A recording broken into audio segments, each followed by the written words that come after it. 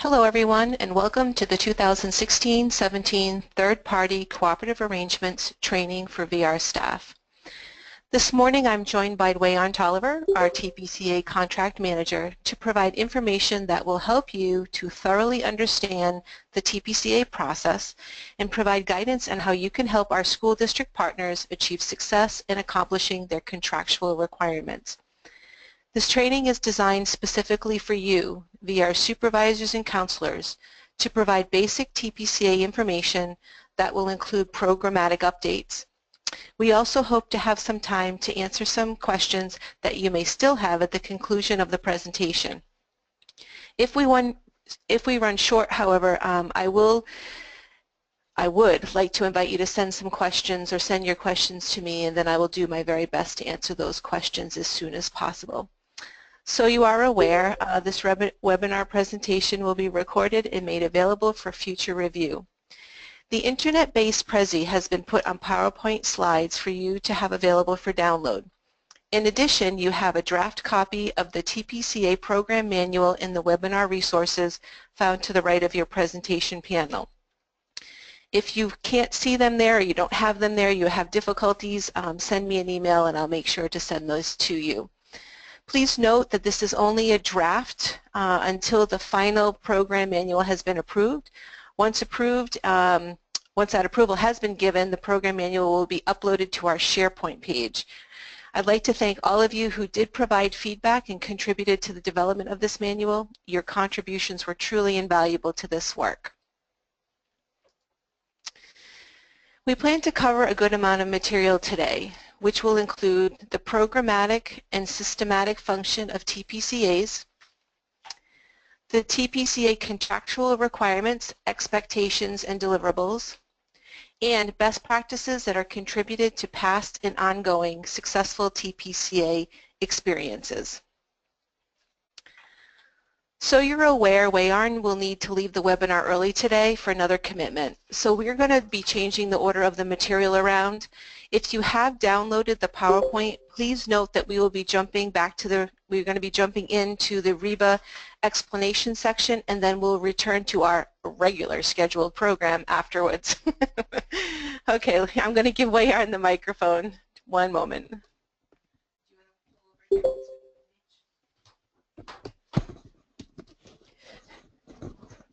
Good morning. We will start off review of the slide that denotes the various screens within the REBA system. As you know, all of the electronic billing goes through the REBA system. So basically, we will go through each one of these slides, and I'll try and give you an explanation or synopsis of what it entails.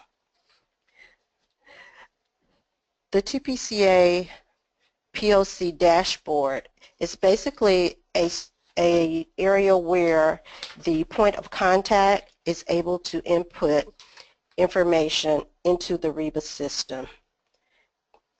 He or she can also accept or reject any referrals that have been submitted on this dashboard. The TPCAES dashboard is the employment specialist area in which they work. The employment specialist is able to go into this dashboard screen and create any student progress reports. They are also able to upload any CBWE rating forms on this screen.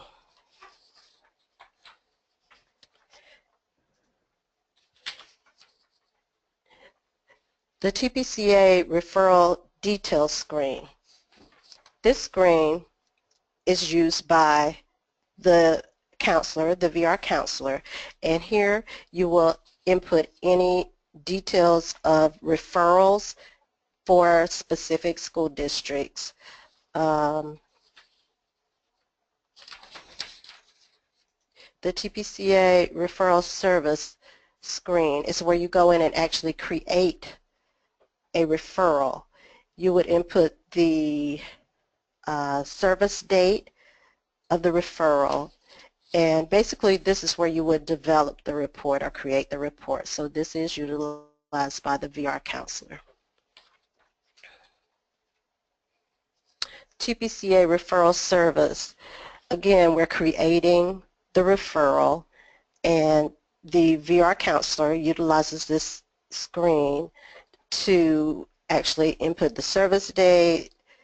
You'll have a drop down where you input the employment specialist name that's specific to that school district. And also on this screen you're able to input any specific services. The TPCA Referral CBWE. This is where you'll actually create a CBWE referral in the REBA system. You can go in and actually attach the CBWE rating form on this screen as well.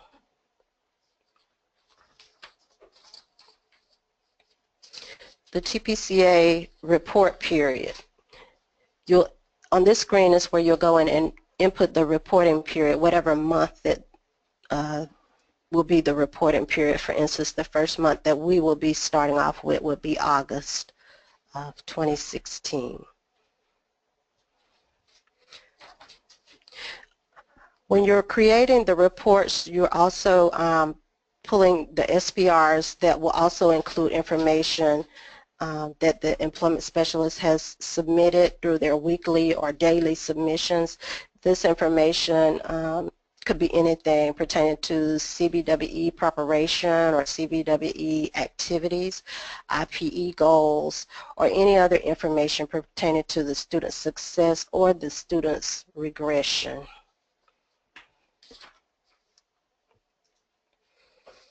The TPCA invoice, add an invoice. This is a screen utilized by the point of contact, and basically it is where they go in to actually create an invoice.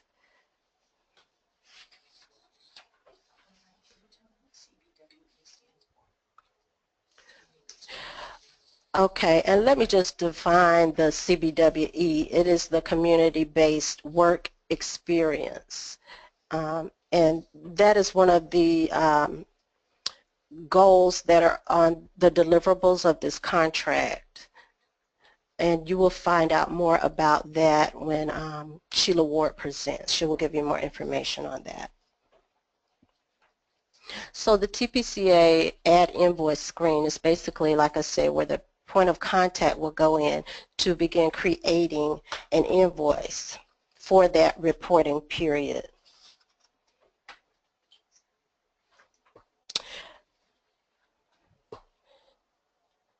When they, on the TPCA add invoice, the POC will be able to create add the amounts of that invoice.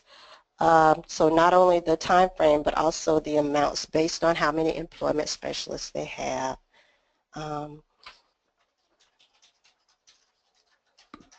Also on the TPCA add invoice, they will be able to identify the total amount for that reporting period. It will be calculated as well and identified on that screen. So basically the TPCA add invoice screen is for the point of contact to actually create the invoice.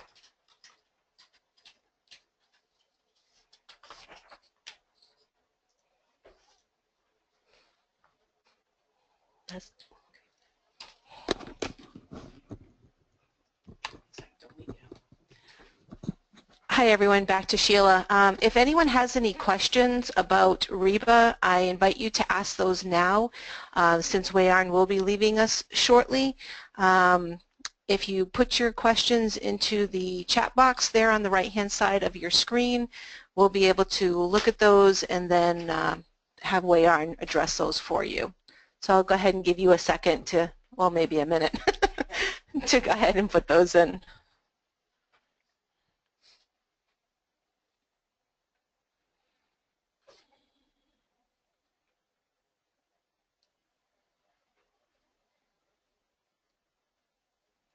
Well, it doesn't look like anyone has questions, so you have done a phenomenal job, Wayan. Thank you. All right, well, since no one has questions, we're going to get back on track. And let's go ahead and talk about what you should know about TPCAs in order to support your districts.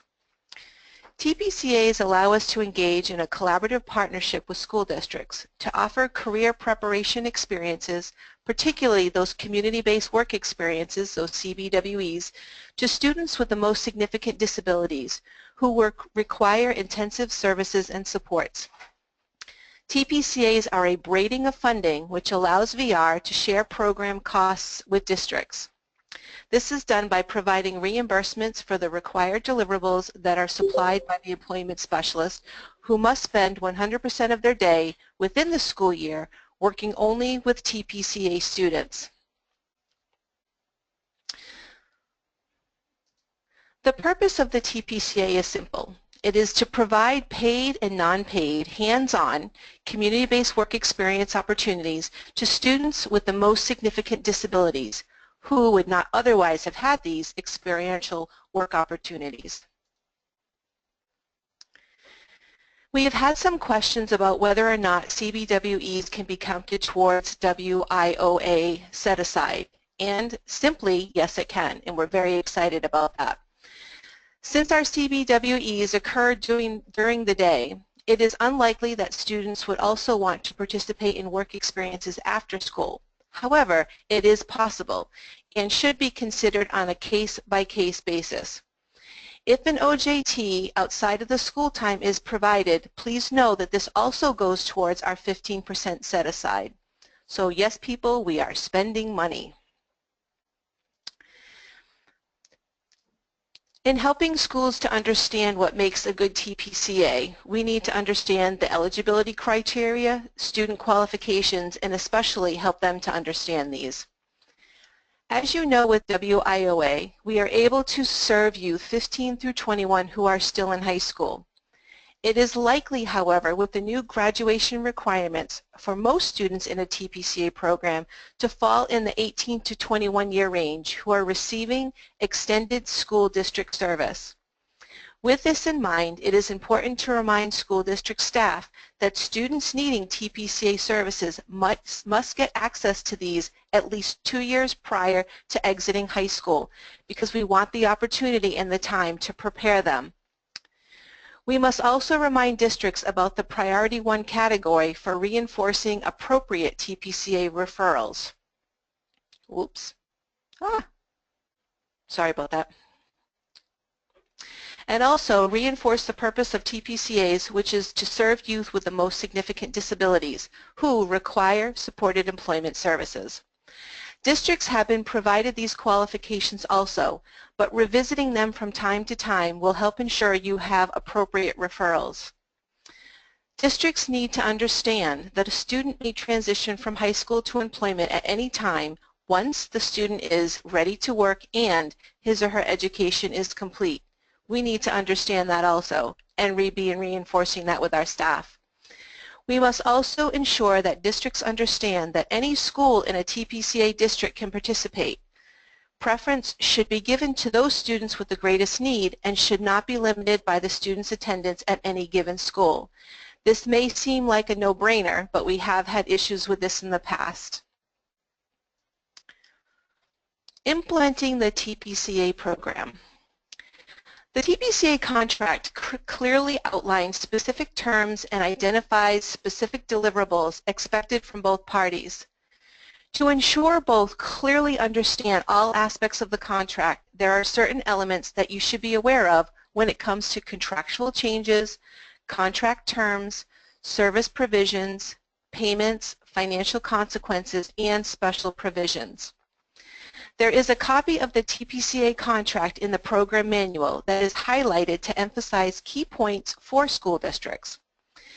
Having knowledge of these will allow you, as the counselor, to help support districts as they work towards fulfilling their contractual requirements. We will be going over many of these contractual elements in the slides to come. For districts who have 2 employment specialists, there is a Florida statute that requires a cost analysis or budget be submitted to the contract manager as part of the contract documents. This actually has been in existence for quite some time, but it is only now being followed up on. If asked by the district, you should be familiar with the possible line items that may be considered, which may include salaries, transportation, and program supplies. The TPCA program manual includes additional clarification as to what would be allowable, reasonable, and necessary expenditures. Please note that many program supplies will require documentation showing necessity that they are required. You may need to work with the employment specialist in obtaining this documentation. As already mentioned, VR funding supports students' participation in CBWEs, providing valuable work experiences with the expected outcome of employment. We will talk more about funding shortly, but before we do, it is important to understand a few program implementation elements that are highlighted in the contract. First, VR is not responsible for the hiring or evaluation of the employment specialist. This may have happened at one time, but it is no longer. School districts are expected to do this based on their own hiring and evaluation criteria. However, your feedback as a counselor can be elicited by the school district on job descriptions or the review of candidates' qualifications. You have a great deal of knowledge that the district can benefit from. Program minimums are another must-know for districts as well as us. As outlined in the contract, districts must serve a minimum of 6 VR supported employment students who engage in at least 1 CBWE by the end of the school year. It will be important for you to continually work with school district staff on referrals throughout the year to make sure their numbers do not drop and provide assistance on CBWE sites if the employment specialist is having difficulty. In the introduction, I shared that TPCAs are a braiding of funding, where school districts and VR share the costs of the program. As you can see on this slide, school districts provide non-federal general revenue funds for each employment specialist hired by the district to provide TPCA services. These funds allow VR to pull down federal funds to pay for services included in the TPCA. Please note that although the funds are attached to each employment specialist, they are not tied to salaries. This has been a huge confusion in the past. TPCA funds may be spent on salaries, but also items and materials that are needed to support the TPCA program. This cannot be reinforced enough with the school district staff. VR shares the cost of the TPCA program by reimbursing school districts $31,480 for the deliverables produced by each employment specialist. Again, not the salary of the employment specialist. We use a flat rate based on meeting required outcomes that are consistent for every school district. As per the current contract, payment is rendered throughout the school year, paying $4,000 a month for the 10 months based on contractual compliance and deliverables. These include serving those 6 VR supported employment students at least, and then those students receiving the 1 CBWE per year, and also the employment specialist and point of contact properly submitting those reports documenting their work. It is important to reinforce to districts that if student or CBWE minimums are not met, there will be financial consequences which include an exact reduction of the total. So for instance, if only 5 students are served, then the overall payment to the district would be reduced by 1/6. We want to make sure that districts are meeting their minimums so they receive their reimbursements and not have to give back money at the end of the year, which has happened in the past.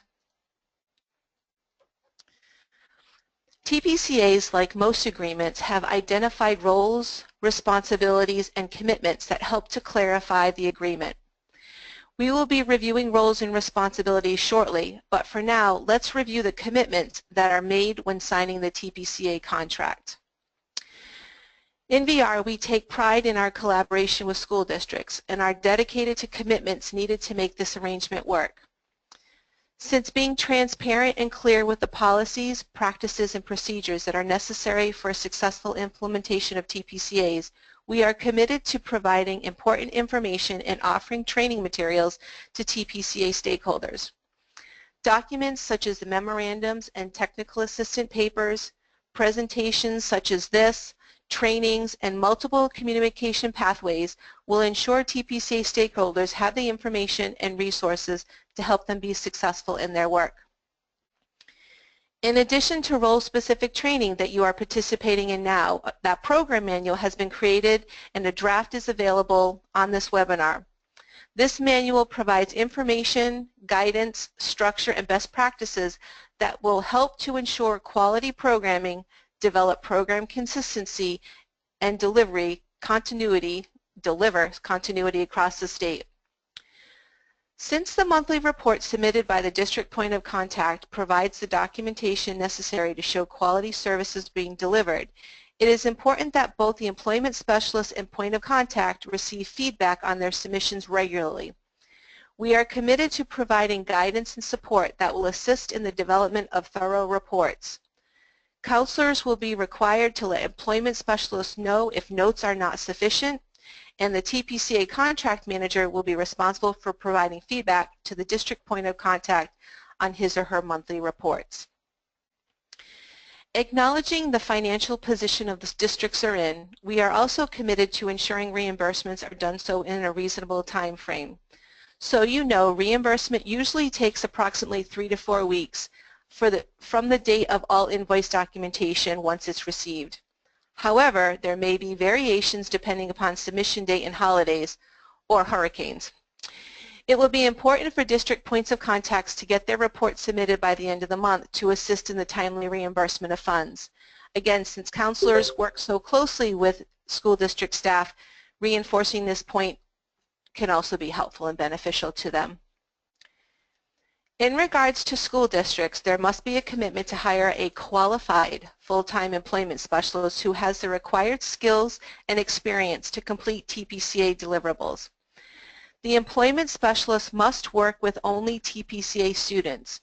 It will be important for the counselor to make sure that this is happening, and if not, the VR administrator should be notified to provide additional technical assistance. Serving together under the umbrella of the Florida DOE, both educators and our staff are aware of the importance of continued professional development. To ensure TPCA stakeholders receive the proper education to be successful, training will be provided to new school district and VR staff at the beginning of each year to ensure that consistency throughout the program. It is expected that district administration as well as VR supervisors support and reinforce the need for initial and follow-up training. Since financial reimbursement is contingent on the submission of monthly reports and invoices, school districts would need to become familiar with and know how to work within the REBA system. More information, as you heard that information from Wei-Arn, but more information as far as where you can receive technical assistance will be covered later on in the presentation. The next 5 slides provide a great deal of information about the responsibilities of each TPCA stakeholder. Let's begin to review these by looking at the duties and roles each play. You will notice at the conclusion that each plays an integral part in the success of the TPCA program. The school district and VR administrators play key roles in the TPCA big picture. The school district administrator must submit contract documents such as the cost analysis if applicable, identify a point of contact for the TPCA, He or she must also be responsible for signing off on the contract, submitting the district personnel form, and informing the TPCA contract manager of any point of contact changes. The VR TPCA administrator develops TPCA training materials, provides programmatic support, and serves as a liaison between districts and VR staff.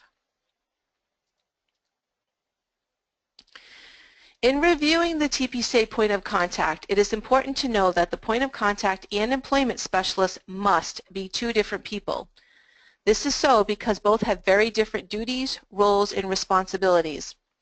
It is important that the point of contact understand his or her expectations to ensure contractual requirements and program deliverables are being met.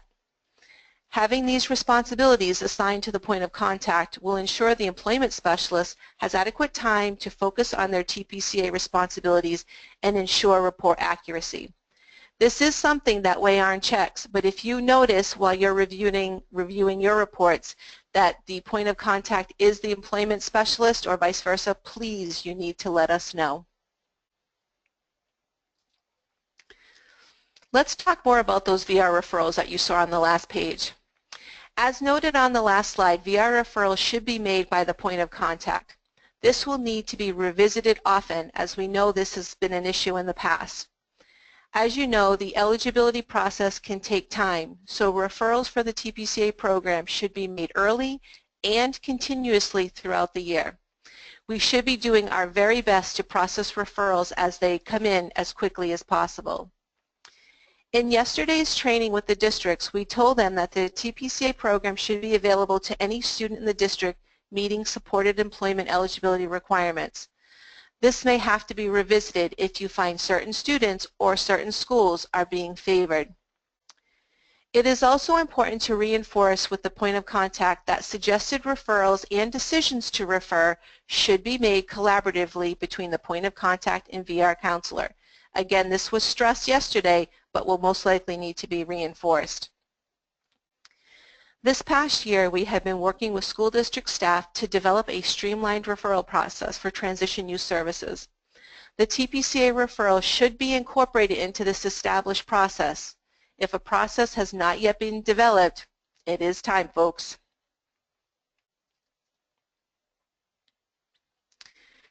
As already mentioned, the employment specialist must spend 100% of his or her time working directly with students or developing CBWE experiences.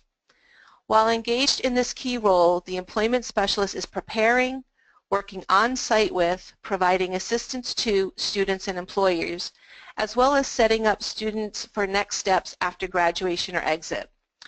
All of this work should be captured through the notes the employment specialist writes on the student progress reports located on REBA. The VR contract manager has the responsibility of managing the contract, providing approvals, and ensuring compliance of the program deliverables, specifically the monthly reports, documentation, invoices, and payment reimbursement. In addition, the contract manager is responsible for maintaining the tracking and monitoring tool designated to assist VR in assuring our desired TPCA outcomes are met. Counselors are tasked with determining eligibility and providing approvals in a timely manner. Although there is a time frame outlined in our policy, we should try to expedite referrals of youth. Counselors play a key role in districts making their student minimums. If we're not determining eligibility, districts cannot count the work that they do with youth. And again, this has been an issue for districts in the past. Counselors are also expected to review the employment specialist student progress reports and documentation, as well as approve deliverables, and must also make recommendations for improvement when needed. It is expected that VR counselors have regular communication with the employment specialist to provide program support and services, student communication, etc.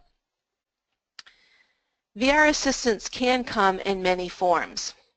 You do have a great deal of experience and expertise providing employment guidance and counseling services to individuals with disabilities. This knowledge and experience with various employment strategies and potential obstacles can be very helpful to school district employment specialists, especially if they're new. This slide includes an abbreviated list of the ways you can be there to help. Many TPCA teams have scheduled monthly meetings to review progress as well as brainstorm areas of concern. This best practice works very well to be proactive instead of reactive. If you have not scheduled a monthly meeting with your district, you need to do so as soon as possible. We have reviewed general roles and duties of the employment specialist, but now it's time to narrow down the focus to their responsibilities. It is important for counselors to be aware of this, since it is the expectation that you work closely with them during the school year. Since CBWEs are the crux of the TPCA program, the employment specialist must develop valuable and rich experiences for the students to engage in. The employment specialist should utilize the results of vocational assessments to identify potential employers in the area. These vocational assessments can be ones that they do that are outlined in the program handbook, or ones that you have done with the customers. By examining the local labor market, the employment specialist can also secure a variety of work settings. And again, this is something that counselors can help with as well. Although the expectation is that each TPCA student is to engage in at least one CBWE per school year, clearly they are not limited to just one. Having students participate in a variety of work experiences not only gives them an opportunity to build career skills in a variety of different areas, but it also provides them an opportunity to learn and practice professional skills such as those 21st century skills and soft skills that will be valuable no matter where they work. Some schools have their CBWE students engage in work experiences at the district level to help them gain work experiences and confidence in their abilities, which is fine as an orientation. The TPCA contract, however, is explicit and states students must engage in work experiences that are community-based. This was the topic of conversation yesterday in our TPCA webinar with school districts, so again, this is something that's going to have to be reinforced. One thing I didn't share with them that I will share with you, if school districts have programs or have jobs within the schools that they intend to offer to the students, and that's what the students say their IPE goal is, what they're working towards, we can make some allowances for those CBWEs happening within the school if, again, it's intended that they're going to be employed, because that is the intended outcome of the CBWE, for students to gain employment at the end. So again, that's going to be a case-by-case basis, and it's certainly something that I can work with you with as we move forward, but that is not a rule that that we typically share with others, and I did not share that little tidbit with schools yesterday because we really want to reinforce the community-based experience. There are a number of activities that the employment specialist can engage students in to prepare them for the CBWE. The list on this page provides an assortment of learning opportunities that allow students to learn, practice, and gain confidence in their employment skills. More information on the pre-CBWE assessments and their application, as well as these other things, can be found in the TPCA program manual. What services must the employment specialist provide to students? There are three main categories of services that lead to improved employment outcomes.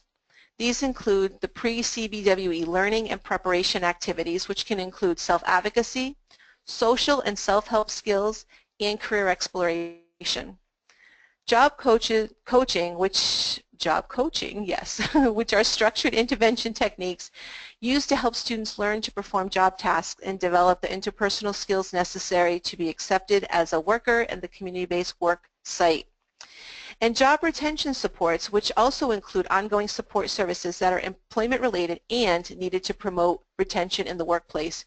These are all things that the employment specialists do and need to do well, and again, may need our support in accomplishing.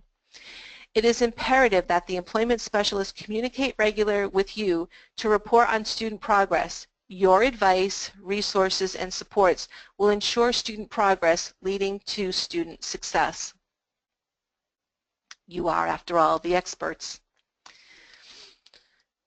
The purpose of the Student Progress Report is to capture all CBWE development activities and services provided to TPCA students, as well as the progress each has made. To ensure an accurate account of services, it is imperative that the employment specialist enter the notes into REBA on a daily or at minimum 3 times a week basis. These notes used on the Student Progress Reports will be used by the district point of contact to create the monthly reports that are submitted for reimbursement. The daily Student Progress Reports should be detailed and show how the TPCA work is helping students work towards their IPE goal. Notes should be comprehensive and must include the report expectations listed on this slide. The information submitted on the Student Progress Report will not only serve as documentation, but provide information that can be used by you to determine additional assistance, resources, and supports that may be required for the student to achieve success.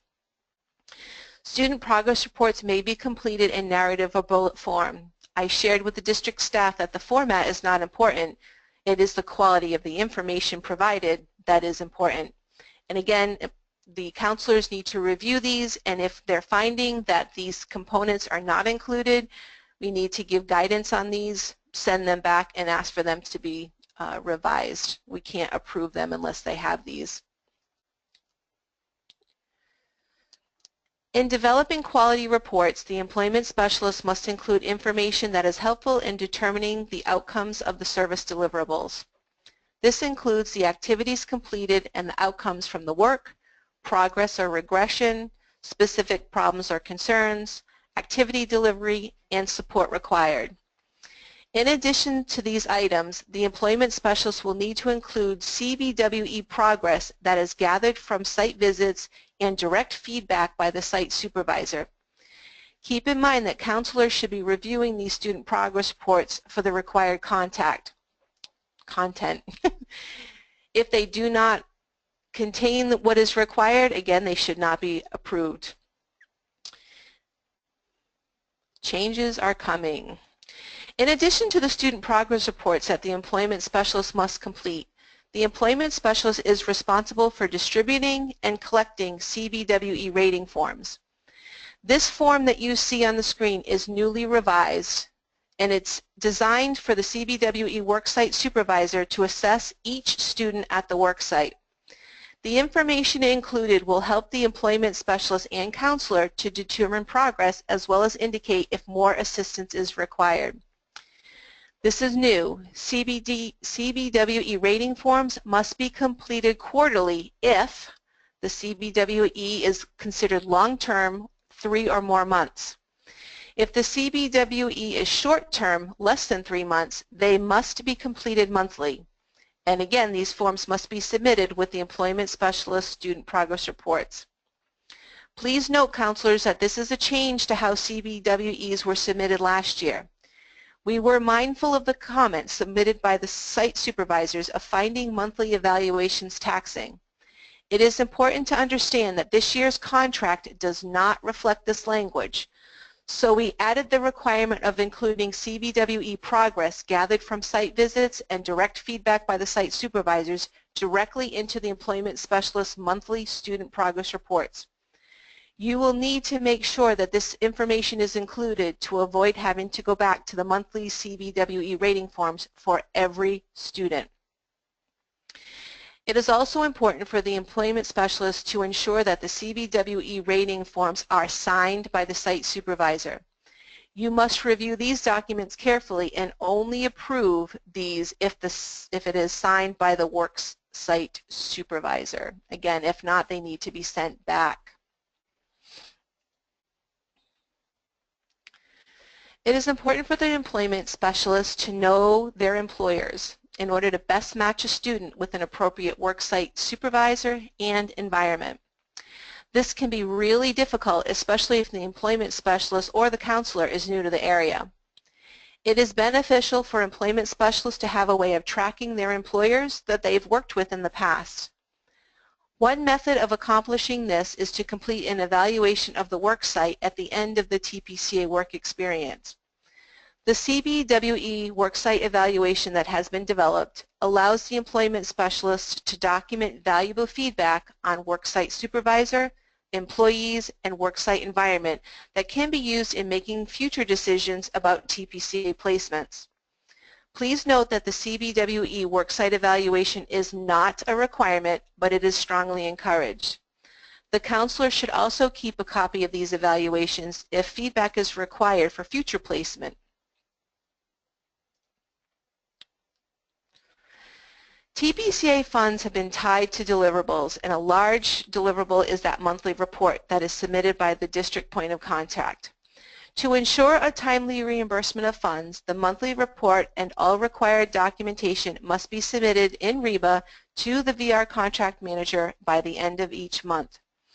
The reports are built from the student progress reports and the CBWE rating form. It is highly recommended that the point of contact review the student progress reports weekly or more to assess program progress and to identify any program content concerns or needs. Again, this has been reviewed with the district yesterday and will need to be reinforced by both Wayan and myself as well as you as the counselors.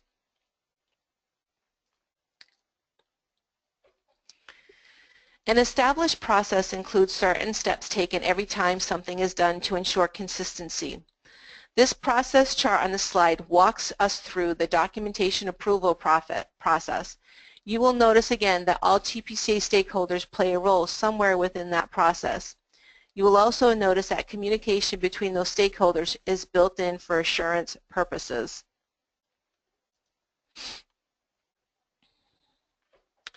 Going back to REBA, you do have available to you a REBA cheat sheet that is in the program manual. And in this cheat sheet, although I don't know why it was named that, includes information on login and passwords, managing referrals, managing reports. It provides assistance on invoicing and creating users. There is also a help button feature on REBA which will take users to this cheat sheet. In addition, REBA support can be provided by Wayan, and school districts have been told that if they need any, they need to do so in writing, but they've also been invited to call.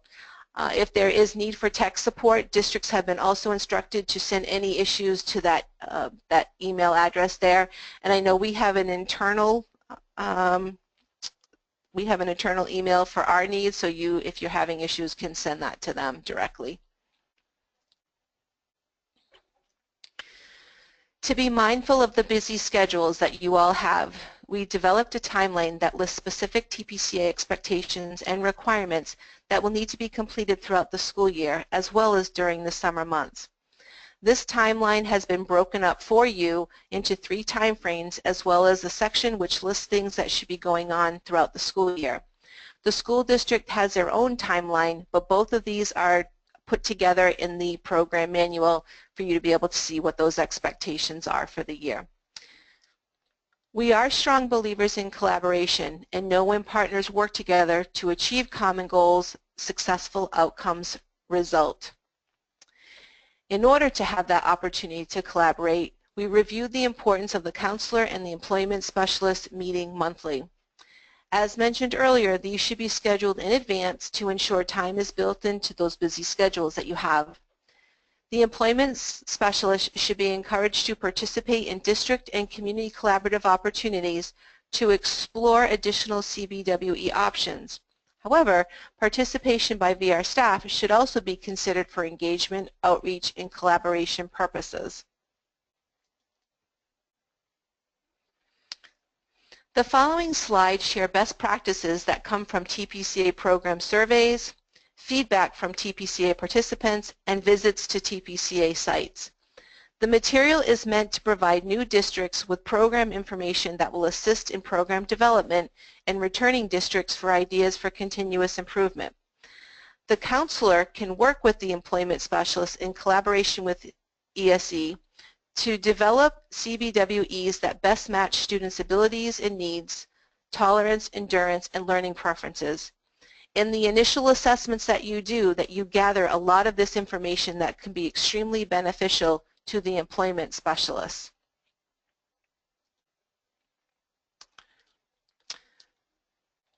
And also to develop those CBWE work experiences that work within the student's schedule.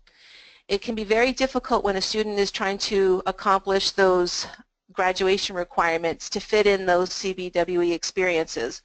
We need to work well with the school district staff, so the employment specialist as well as the ESE teachers, to find a schedule that works best for them.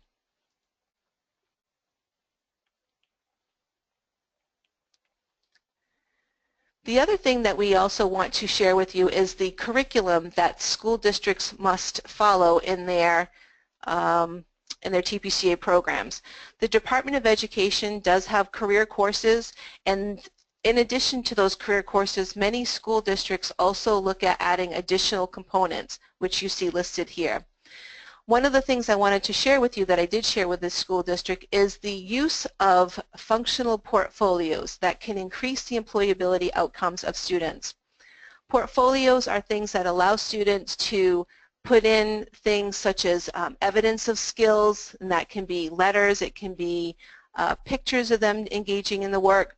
And these are things that you as the counselors can really encourage with school districts, because they do have those functional outcomes and can help students get jobs once they leave the school district. It's important for you to know that assessments, that instructional methods are ways for teachers or those employment specialists in order to be able to deliver the material. Just like we do with our customers, it's all individualized, and we want to encourage this with our employment specialists. So employment specialists should be it should be individual, that hand over hand. They can provide this material in small groups, doing role play. And again, employment specialists may need some help from you because some may be brand new and can use your assistance and guidance on this.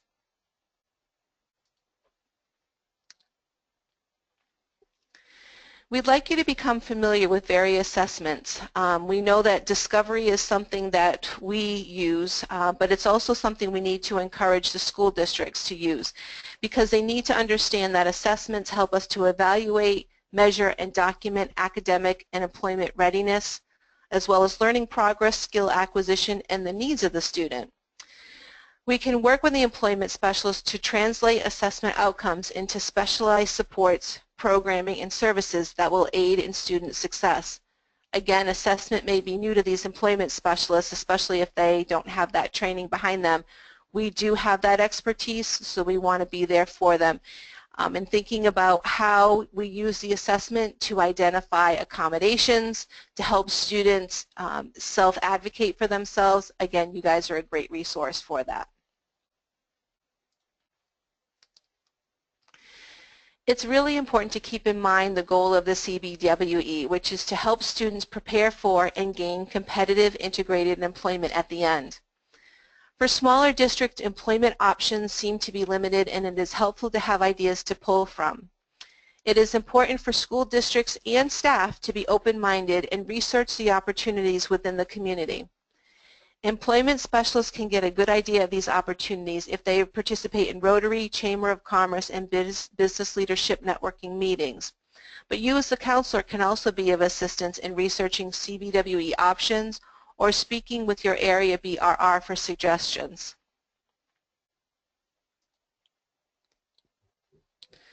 By celebrating success, hard work and effort is recognized and reinforced.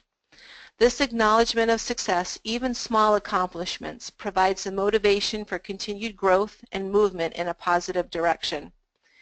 Many TPCA sites have some exciting celebrations to recognize the hard work of their students and overall success of their program. In addition, some sites use the opportunity to recognize and thank the businesses, organizations, and worksite supervisors who contributed to the student success. In addition to celebrations, some school districts have chosen to create publications such as newsletters where student success is put in writing and pictures are catching students in action have also been included.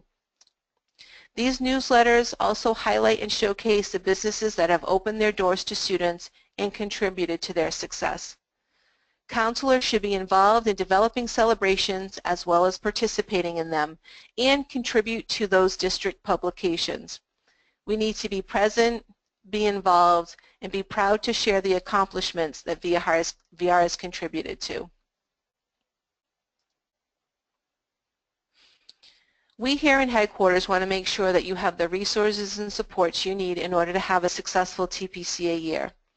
On this slide you have the contact information for Wei Arn, who will handle your contract questions as well as REBA questions, and myself, who I will be able to provide programmatic assistance. But we do invite you at any time to give us a call or email us so that we can work with you on answering your questions. As I mentioned when we started, that TPCA program manual is still in draft form. Once it has been approved, it will be put on our VR site for you to access. In the meantime, we invite you to download that draft that is available there on the right side of your screen. We have come to the end, and I'd like to thank you for participating in this webinar, and I do hope that you have ample information in order to be able to support your schools. If you do have any concerns, issues, questions, please feel free to reach out to me or again, Wei Arn, and we do look forward to a really successful year. We've made some great updates and some advancements. I think you'll find the information in the handbook to be very useful, and especially in the appendices where we have all that supplemental information. I know the school districts were really excited about that, but if you have any questions about that, you can let me know. We do have a few minutes available to us. I'd like to open up the floor, if you will, to questions. Although we don't have the floor in front of us, we do have the comment box. I'm going to go back through, since I haven't been able to do this, and look at comments to see if we have any questions that have been left for us. But go ahead, if you have any questions, go ahead and put them in the comment box.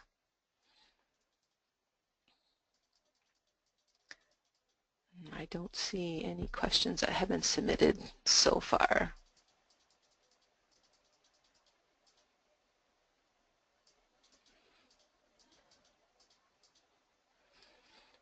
I'll give you guys another minute or so.